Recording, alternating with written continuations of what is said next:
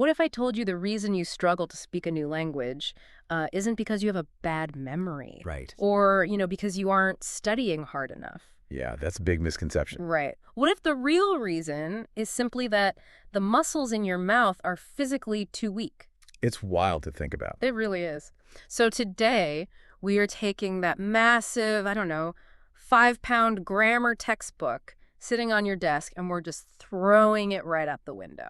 I love that. I mean, it is a controversial premise, but when you look at the mechanics of fluency, the physical reality of language production is just constantly overlooked. Yeah. It's overlooked in favor of, rote memorization. Right, just staring at flashcards. Okay, let's unpack this, because our mission for today's deep dive is ambitious. Very ambitious. Yeah, we have a massive stack of sources here. We've got linguistics guides, behavioral psychology research, transcripts from top language educators. And we are using all of this to build the ultimate, highly effective 20-minute daily English routine. Just 20? Just 20 minutes. We are specifically looking at how to integrate short podcasts and these micro habits to maximize your listening and speaking practice. Right. Without, requiring you to clear your entire weekend schedule to study. Well, and the behavioral psychology literature across our sources, it's absolutely unified on this. The human brain, it just does not respond well to large, demanding goals. Right, like saying, I'm going to study for 4 hours on Saturday. Exactly, because that requires these massive spikes in cortisol and willpower. Yeah. And in language acquisition, neuroplasticity, which is the brain's ability to form literal new pathways. Okay. That is triggered by frequency, not volume. Okay, so frequency over volume. Beats intensity every single time. Yeah, that makes sense. So doing 20 minutes every single day, that creates structural changes in the brain that a 3-hour binge session on a Sunday, it simply cannot match. It's like going to the gym, right? Doing 10 push-ups every day versus trying to do 300 on Sunday and just pulling a muscle. That is the perfect analogy, yes. He's a burnout. Which brings us to the timing of this routine. Yes, the when. The sources heavily emphasize doing this in the morning. And I have to ask, why are we specifically targeting that groggy, pre-coffee window? Well, it comes down to decision fatigue and what behavioral scientists call setting the tone. Setting the tone, okay. Yeah, so in the morning, your prefrontal cortex hasn't been bombarded by 100 microstressors yet. Oh, true. You haven't made 1,000 decisions about work or traffic or, what to eat for lunch. You're kind of a blank slate. Exactly. There's a case study in our sources. It's specifically from a transcript on the English Leap podcast. Oh, yeah, I saw this one. Yeah, it details the journey of a woman named Sarah. And she worked in a high-volume customer support role. Oh, man, customer support. Right. So she's dealing with fast-talking clients all day long. That sounds like a recipe for total cognitive depletion by 5 p.m. Exactly. And she kept promising herself she would study English in the evenings. We've all been there. Right. But by the time she got home, her cognitive reserves were completely empty. Yeah, you just want to watch TV. Yeah. And trying to force a complex neurological task like language learning, when your brain is already drained, it actually creates a negative association with the language itself. Okay. So you start subconsciously resenting the studying. It becomes the enemy. Precisely. You dread it. So Sarah, she abandoned the evening marathons. Good for her. And instead, she shifted to this highly structured micro-routine on her morning commute. Okay. Just a few minutes of listening to a podcast and writing down a couple of sentences. That's it. That's it. And by doing it, before the world demanded anything of her, she bypassed all that friction. Wow. And over a few months, that tiny daily shift, it completely altered her neurological baseline. No way. Yeah, it gave her the processing speed to handle those fast-talking customers without panic. That is incredible. And if you're listening to this right now, maybe on your own commute, you might be thinking, I don't even have 20 uninterrupted minutes. Right, everyone's busy. But the beauty of the routine we're building today, based on these sources, is its modularity. Yes. It mathematically fits into the time it takes to, take a shower, get dressed, make a cup of coffee. It's totally seamless. So let's break down the actual math of this 20-minute time block. Where do we start? The sources suggest starting with the first 5 minutes dedicated to the most critical input, which is listening. Okay, listening. Specifically using short podcasts. Right. And we actually have targeted recommendations from an English linguistics graduate who contributed to these guides. We do. And they note that if you are operating in a strict 5-minute window, you need audio that packs a a dense linguistic punch. It can't just be fluff. Exactly. For beginners or intermediate learners, they point to the BBC 6-Minute English podcast. Oh, I've heard of that one. It's really popular. It is. The presenters speak at a very measured, deliberate pace. Okay. And they introduce vocabulary really naturally, in context. Right. They don't just, hand you a list of words. They actually use the words in a narrative. Exactly. But what if a listener already has pretty decent comprehension? They need something more challenging. Yeah, you move to the English we speak. Okay. Which is also from the BBC. It's excellent for modern slang and sort of the way the language actually shifts in real time. Like how people actually talk on the street. Yes. But if you want a strictly North American cadence, All Ears English is highly recommended in the sources. Got it. And if you're a news junkie, VOA Learning English reports on global events, but they specifically engineer the audio to be slightly more accessible than standard broadcast news. Oh, that's clever. It's very smart. Let me push back on this for a second, though. Sure. Because if I'm just playing a BBC podcast while I'm, I don't know, scrambling eggs or wiping down the kitchen counter, Right. Isn't that just passive background noise? The brain is really good at filtering out audio it doesn't need to survive. Oh, it's incredibly good at it. Right. So how does passive listening actually build active fluency? It doesn't. Oh. Yeah. And that is the exact trap most learners fall into. You cannot just listen passively. Okay. For those first 5 minutes, you have to employ a neurological bridging technique called shadowing. Shadowing, meaning you just repeat what they say as they say it? Well, yes, but it goes deeper than just repeating. Okay, how so? Shadowing requires you to listen to the speaker and vocally mimic their exact pronunciation, their rhythm, their cadence, and intonation in real time. Wow, okay. You're essentially speaking over them. It is not an echo. It is a simultaneous performance. Ah, I see. So you bypass the brain's translation delay entirely. Yes. Because you aren't hearing an English word, then, converting it to your native language, Right. Wow. then thinking of a response and then converting it back. You're just matching the audio wave immediately. That is the exact mechanism. Think of it like muscle memory in sports. Okay. When a professional tennis player returns a 100-mile-per-hour serve, they do not have time to consciously think about their footwork or the angle of their racket or the physics of the ball. If they think about it, the ball's already past them. If they think, they miss. Mm-hmm. The brain has to bypass the conscious processing center and rely entirely on motor pathways. That's fascinating. Shadowing forces your motor cortex to fire simultaneously with your auditory cortex, basically fusing the two together. Fusing them together, which perfectly bridges us into the next block of our 20 minutes. Yes. So we've spent 5 minutes shadowing the podcast, speaking over the host. Right. The next 2 minutes are purely physical, and this goes back to my hook at the start of the deep dive. The physical weakness. Exactly. The sources detail a literal physical workout for your mouth. It's designed by a pronunciation expert named Hadar. Yes, Hagar. And she treats pronunciation like a physical therapy practice for your articulation organs. It's so interesting because we so rarely think of speaking as an athletic event. Yeah, we think of it as just a brain thing. But it is deeply physical. It requires the precise coordination of the jaw, the tongue, the lips, the vocal cords. It's a lot of moving parts. It is. And here is the neurological reality. Yeah. If your native language does not use certain phones, like certain specific sounds, Okay.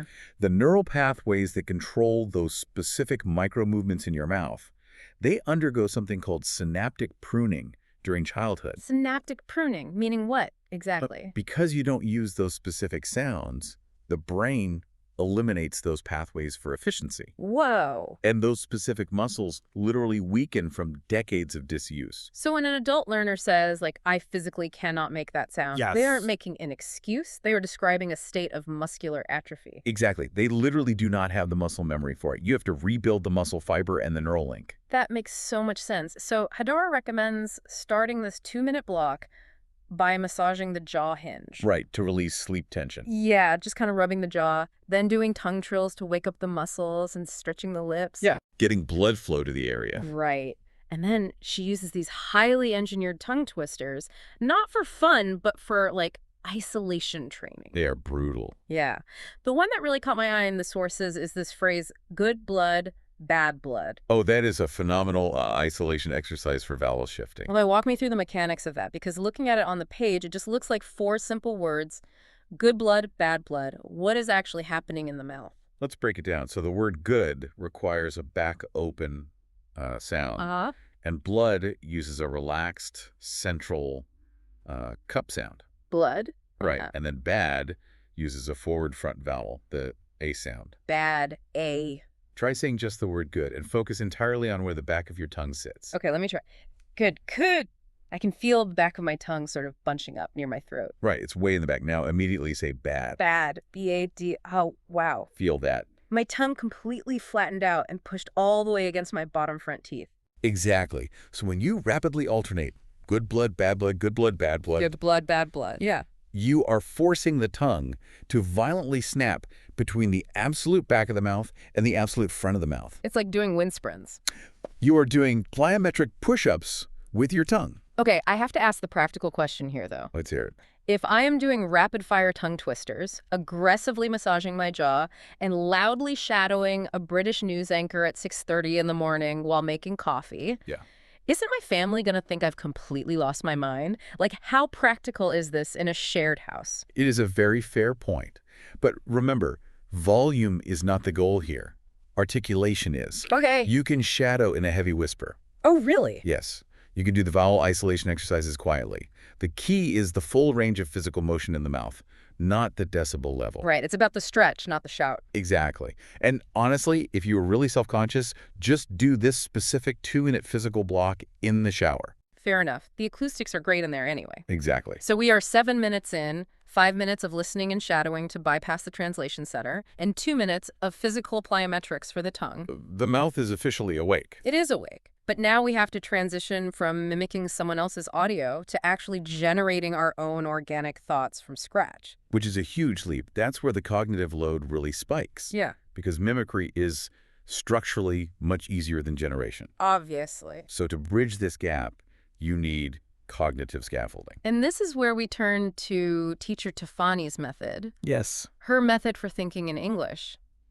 Now, in the sources, it's originally laid out as a 15-minute exercise called the 5-5-5 method. Right. But to fit our 20-minute daily architecture, we are going to compress her brilliant framework into a highly focused 10-minute cognitive sprint. And that compression works perfectly because the underlying mechanism remains exactly the same. Okay. The entire goal is to force your brain to structure its internal monologue natively in English. So in this 10-minute block, the first phase is simply to reflect. Just reflect. You don't open a grammar book. You don't drill verb conjugations. You just think about the single best thing that happened to you yesterday. Such a great starting point. In the source material, teacher Tafani actually gives an anecdote about enthusiastically ordering a pizza. Oh, right, with the garbanzo beans. Yes, she ordered a pizza with garbanzo beans and sautéed onions at a place called Animat and Pizza. And you just spend a few minutes happily reflecting on a good moment like that. Yeah. But you force the internal monologue to remain strictly in English. And we really need to explain why she insists on starting with a positive memory. Yeah, why is that? It's not just motivational fluff. It's rooted in neuroscience. Okay. It involves what linguists call the affective filter. I saw that term in the research, the affective filter. What exactly is that doing physically in the brain? Think of the affective filter as an emotional toll booth for language. An emotional toll booth. Yeah.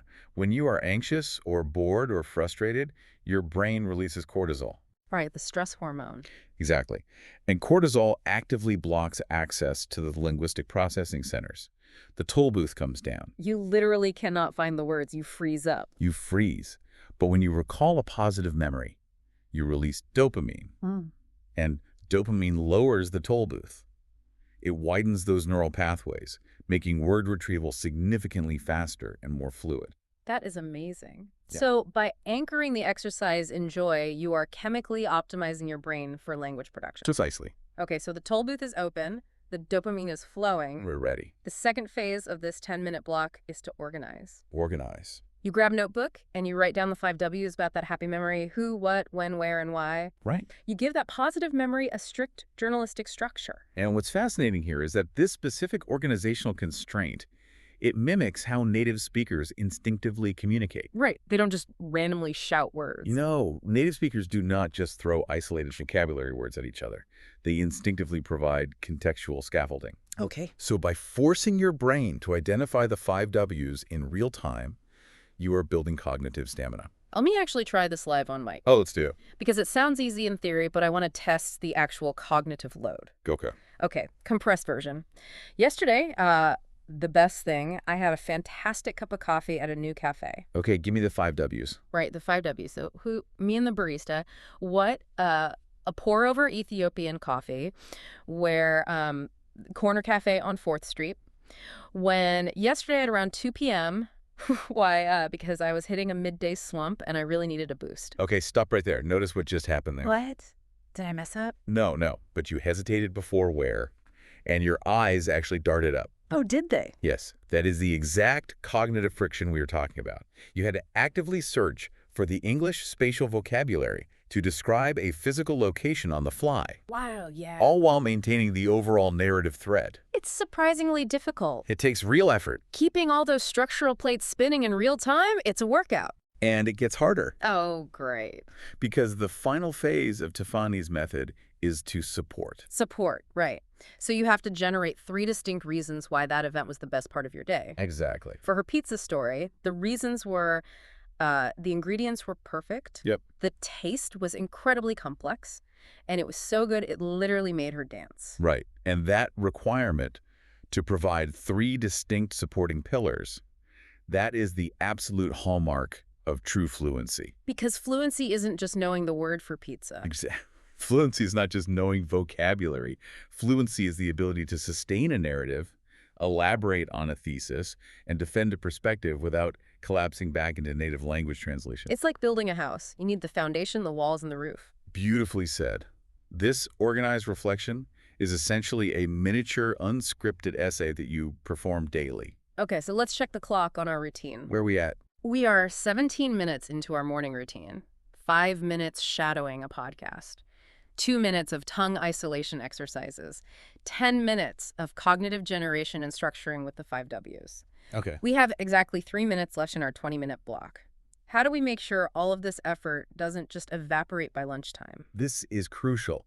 If you do not anchor the neural pathways you just built, the brain's natural pruning process, like we talked about earlier, it will simply delete them to save energy. It'll just sweep them away. Exactly. So to stop that deletion, the sources point to a 3-minute write and review cool down. The cool down phase. Yeah, it starts with a concept called morning pages. And I love this because this is not about writing a grammatically flawless essay. No, not at all. It's about taking 1 minute to dump whatever is stressing you out onto a piece of paper in English. Just cleaning the mental desk. The psychological relief of morning pages is profound. I bet. The sources really emphasize that perfectionism is the enemy of fluency. Right. When you write simply to clear your mind, like, I don't know, I have a stressful meeting at 10 a.m., but at least it's Friday. Yeah, just simple thoughts. You are teaching your brain that English is not just an academic subject you're being graded on. Okay. It is a functional tool for processing your actual life. That's a huge mindset shift. It's not a test, it's a tool. Exactly. And then the final 2 minutes, the grand finale, you have to do what the sources from Lingua and Planet Spark brilliantly refer to as watering the plants. I love this part. It is the perfect analogy for the Ebbinghaus forgetting curve. Right. Explain the forgetting curve in this context, because the plant analogy really struck me. They essentially argue that learning new vocabulary words every single day without reviewing the old ones is like going to a nursery, buying new plants every morning, but never watering the ones you bought yesterday. Right. You just end up with a house full of dead plants. It is a stark image, but it's biologically totally accurate. Also. So, Hermann Ebbinghaus discovered that our brains are incredibly efficient at forgetting. Tell me about it. I forget where I put my keys every day. Right. If you learn a new word today and you do not engage with it again, your hippocampus basically assumes it was irrelevant data. It's like, oh, we don't need this. Toss it. Exactly. And it discards up to 70% of that memory within 24 hours. 70% in one day. Yes. The neural synapse actually weakens. But if you take just 2 minutes to review the vocabulary you learned yesterday. Just a quick glance. Right. You send a chemical signal to the brain saying, do not delete this. This is essential for survival. Oh, wow. That brief review moves the data from short-term holding into long-term structural memory. So consistent watering ensures consistent growth. Precisely. It's not about soaking the plant once a week for 3 hours. It's about a tiny splash of water every day. If we connect this to the bigger picture, That is exactly why the 5-pound textbook fails. Yeah. The textbook demands a flood. This routine relies on the steady drip. The steady drip. I love that. So let's review the actual math of this 20-minute architecture for the listener one last time. Let's do it. Minute 1 to 5. Hit play on a short BBC or VOA podcast and vocalize over the speaker, shadowing their exact cadence to bypass your translation center. Perfect. Minute 6 to 7. Give your tongue a plyometric workout with good blood, bad blood to rebuild those atrophied muscle fibers. It'll burn, but it works. Minute 8 to 17. Lower your affective filter by recalling a positive memory. Map out the 5 W's and provide 3 supporting reasons to build that cognitive stamina. The heavy lifting. And finally, minute 18 to 20. Clean your mental desk with quick journal entry and water yesterday's vocabulary plants so your hippocampus doesn't delete them. It is entirely modular. It requires zero financial investment. None. It is rooted in strict neurobiology, and it guarantees that you will speak, write, and think in English before you even walk out your front door. So what does this all mean? It means we can finally stop feeling guilty about those heavy, dusty monuments to ambition sitting on our desks. The textbooks. The textbooks. Fluency isn't about clearing your weekend. It's about optimizing the margins of your morning. It is entirely within your control. Yeah. But, I want to leave the listener with a final thought to mull over. Okay, let's hear it. Building on the linguistics research we've explored today, there is a concept in linguistics. It's adjacent to the Sapir-Whorf hypothesis. Oh, I know this one. Yeah. It's the idea that the structure of the language we use fundamentally shapes the way we perceive reality. Right. The idea that the words you have access to dictate the thoughts you are capable of having. Yes, exactly. So consider the routine we just built. If you spend the first 20 minutes of every single morning deliberately reflecting on the absolute best parts of your life, Okay. structuring your thoughts clearly, and physically speaking with intention, are you just learning a language?